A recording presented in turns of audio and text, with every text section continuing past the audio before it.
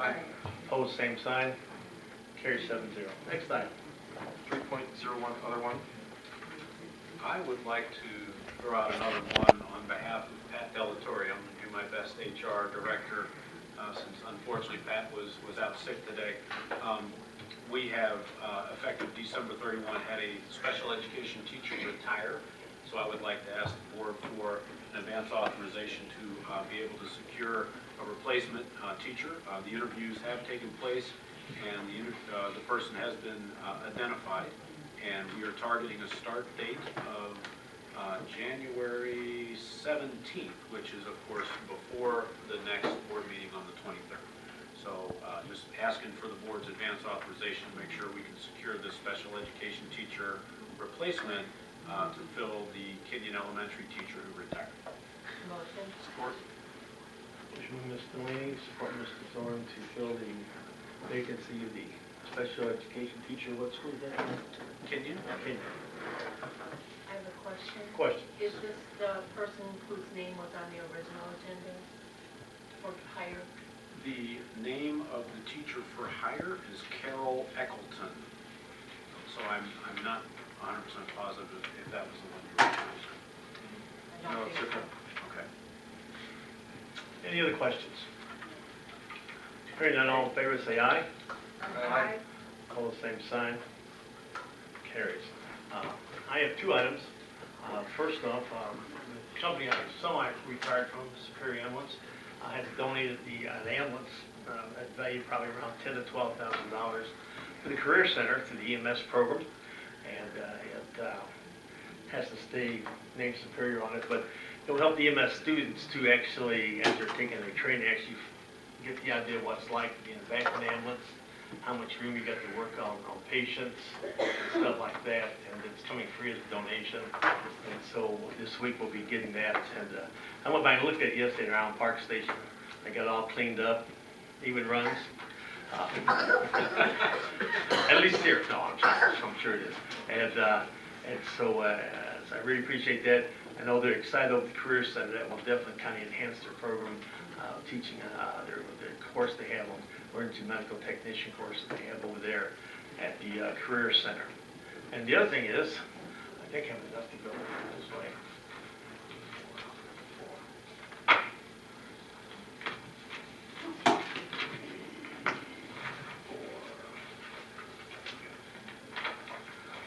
I was contacted by the chief of police and our fire chief, and they would like to announce this and also pass it out to our school principals and anybody would like to come. There'll be a town hall meeting on heroin, prescription drugs, opium use. That will be hosted by our judge that's just here, the Chief Porter of the Taylor Fire Department, Chief Mary Tiller Police Department, and they'll be on February 2nd. Starting at 6 o'clock at the Wayne County Community College downriver in the Remax room. There will be light refreshments, and they encourage you all to come and join the conversation. This is becoming a big problem in the downriver area, this drug here. And they want to address concerns. They want to invite parents of our schools that want to come. They'd really like to see the principals of our high school and junior high to come. And so anybody that can come. It's free. It's just the kind of information that and so I got these flyers. I got a couple extra that we'll have there. And so if anybody would like to come and find more information about that, and I think it would be good to hear because it does affect teenagers. My career, I had 35 years in EMS, and I don't know how many kids I've transported that had drug overdoses. And so some made it, and some didn't. So it's a very thing. And so I'm going to ask the superintendent if we could get down to our principals, even the elementary principals. There's kids in the elementary that are messing with drugs and stuff. So just like awareness, this when they tried this, so our court and our police and fire department thought it would be a good thing to pass out. And so make plans on that, and hopefully you can come and attend. Invite anybody you want to invite, and come and hear about the potential problem. Sometimes parents may not know, and they'll give you some signs that you can, if you know if your kids are acting weird, some things you can look for. And the kids and stuff, and so I encourage you to come and be part of that program. And that's all I have. Anybody else have any other one they want to bring up? I have another one just on the turnout tonight was phenomenal. It was a very positive night. One, congratulations to the new board members. And two, it's such a good feeling, seeing a positive turnout, on a board meeting. And I hope we see a lot more of those and more people start to, come in, and show, just have a great turnout out on the seats out there. So, thank you everybody for showing up and, making it positive. Any other comments? I have three. Okay. Drug-Free Taylor Day is January 19th. I'm not sure where it's going to be located and what time. Can I ask my daughter? Yeah, go right ahead. Beaumont Teen Health Center is working with the school district on that. It's at Journey of Hope Community Church on Party at 6 p.m. Church was that again? Journey of Hope Community Church on Party. Party in with January 19th. Thursday at 6 p.m. And this is where the students have done posters or poems or things about, essays about drug use and substance abuse. They honor all the winners of all contests from every school. That's my number one. Number two, I have a career center update.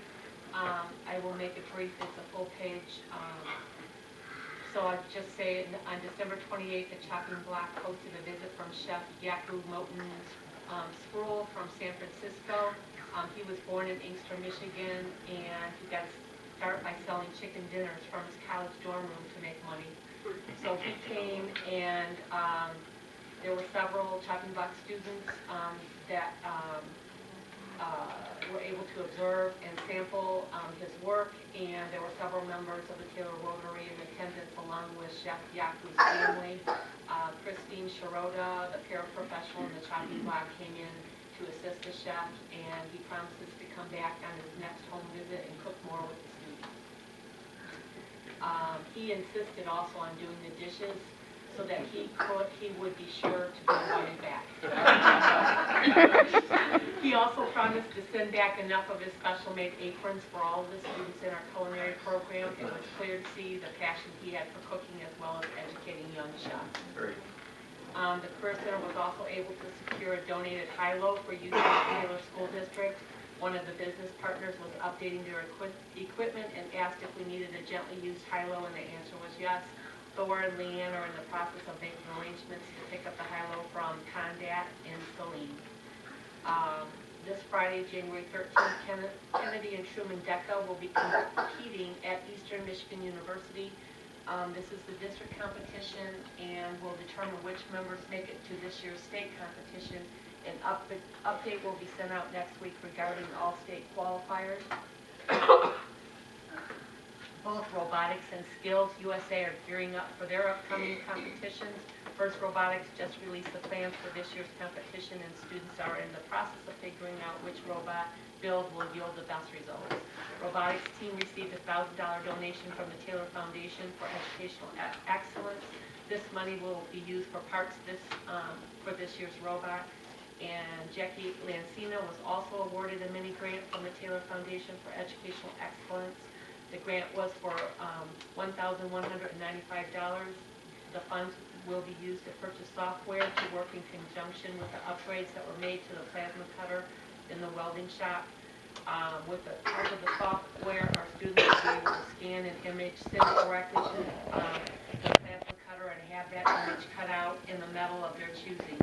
We are very appreciative of the Taylor School District Foundation for helping us to complete our plasma cutter retrofit, as well as their donation to our robotics team. So the Taylor Public School Foundation for Educational Excellence, I serve on that board, as does Carolyn Katz, and the Alumni Association, and we will be coming back with some information about fundraising, and the money that we fundraise goes to mini grants to teachers and programs in the district, and arts programs and sports for the students, extra things that the students need and the teachers need. So So they put in the application, Ms. Katz is the chair of the, I'm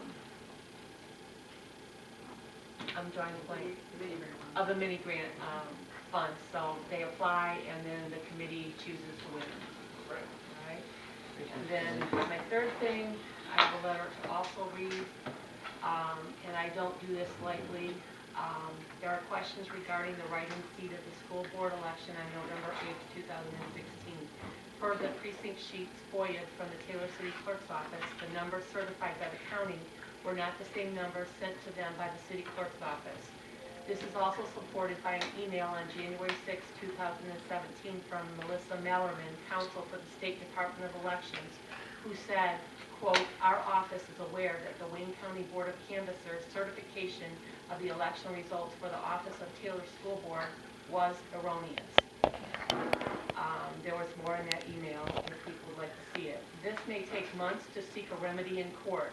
This has put the school district in a precarious situation in that while this seat is being contested, any of the decisions made by this board may be challenged in court. It has been suggested that we as a board ask for our legal team to pursue a definitive answer to the question of who in fact did receive the most votes and what the intention of the voters who voted for school board was, so that we may move forward with a definitive answer. I motion to move forward to ask our attorney to pursue a legal opinion and seek to clarify the questions that surround the write-in seat of the November election by all means necessary.